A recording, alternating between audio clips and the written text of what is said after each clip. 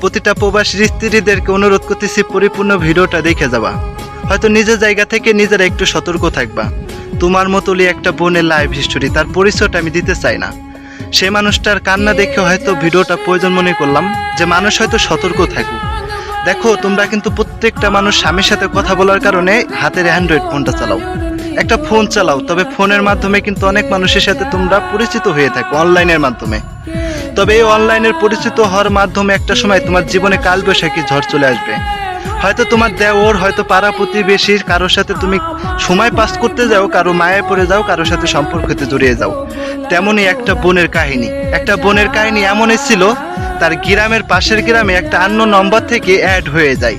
তখনই তার সাথে কথা বলতে থাকে, অথবা কথা বলতে বলতে বলতে বলতে একটা সময় তারা মন আদান প্রদান করে ফেলে, মানে একে অপরকে ভালোবেসে ফেলে, একে অপরকে অন্ধের মতো বিশ্বাস করে ফেলে। এই বিশ্বাসটা করা ছিল একটা প্রবাসীর স্ত্রীর সব থেকে একটা ভুল পথে সে পাও বাড়িয়েছিল, কাউকে বিশ্বাস করে ভালোবাসা। তবে যাই হোক, যখন নাকি ভালোবেসে ফেলেছে তখন ওই অবিবাহিত ছেলেটা ছিল অবিবাহিত ছেলেটা বলে যে দেখো, আমার না তোমাকে খুব কাছে পেতে ইচ্ছা করে, আমার না তোমাকে ছুঁয়ে দেখার অনেক স্বাদ উপভোগ করতে ইচ্ছা করে। তখন ওই প্রবাসীর স্ত্রীটা রাজি হয় না, হয়তো ভালোবেসে ফেলেছে আর না দিলেও তো হয়তো পারে না। তখন হয়তো তার কথা মতো সে বলে যে আচ্ছা ঠিক আছে, তুমি একটা সময় বাঁচো, তুমি কোথায় নিয়ে যাবে? তখন অবিবাহিত ছেলেটা বলে যে তোমাকে নিয়ে আমি একটা জায়গায় ঘুরতে যাব।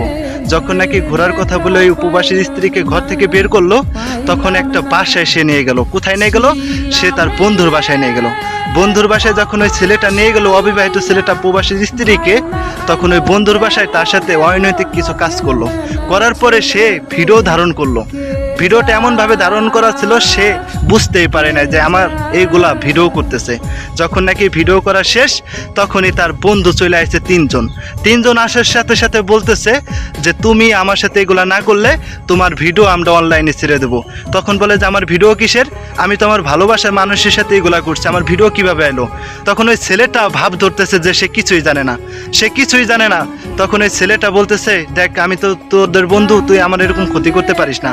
তখন ওই ছেলেটাকে হয়তো তারা ভয় দেখাইতে থাকে। আসলে এগুলো সম্পূর্ণই ছিল তাদের নাটক, কারণ ওই মেয়েটার কাছে যাতে ছেলেটা দোষী না হয়, ওই মেয়েটা যাতে তাকে অবিশ্বাস না করে।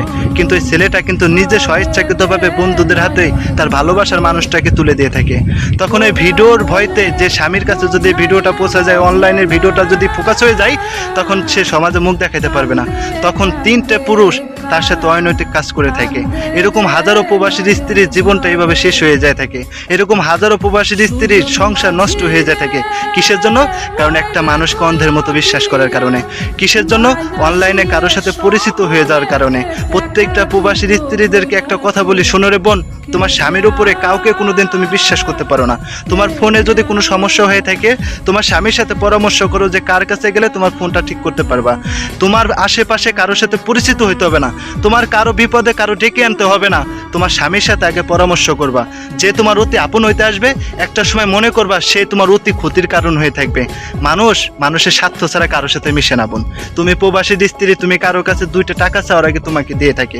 তুমি প্রবাসীর স্ত্রী, কাউকে ডাক দেওয়ার আগে তোমার দুয়ারে এসে দাঁড়ায় থাকে। বুঝে নিও তাদের ভিতরে স্বার্থ আছে। বিনা স্বার্থে কথায় আছে না, শুলার তরি বয় না, আর স্বার্থের কারণে লোহার তরি বইতে থাকে মানুষ।